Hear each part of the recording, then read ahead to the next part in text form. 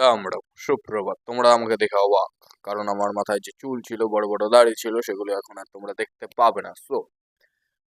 আমার এখন different look তোমাদের সামনে।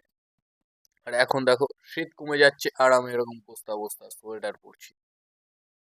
এটাই হচ্ছে গিয়ে আমার পরিচয়।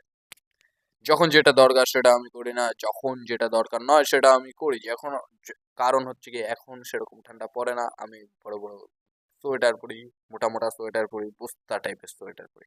কিন্তু যখন ঠান্ডা পড়েছিল তখন আমি পড়িনি, কিন্তু একান্ত এটা ভুল ধারণা ছিল। যখন ঠান্ডা পড়েনি তখনও আমি পড়িনি, আর যখন ঠান্ডা পড়েছে ওই সময় আমি ঠিকঠাক ভাবে ভিডিও ছাড়িনি, তাই তোমরা দেখতে পাওনি।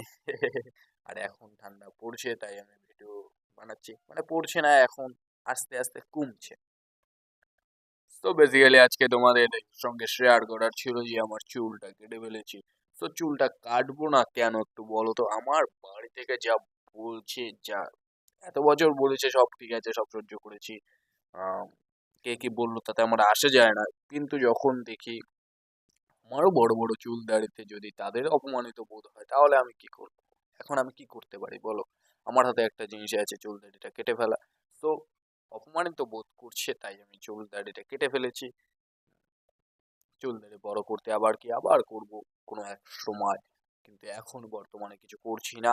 চুল দাড়ি বড় করছি না, একটা জায়গায় যাই তারপরে বড় করব। So bye bye, take care, ভালো থেকো, সুস্থ থেকো, দেখা হচ্ছে কালকে নতুন একটা ভিডিওর সঙ্গে। So bye by.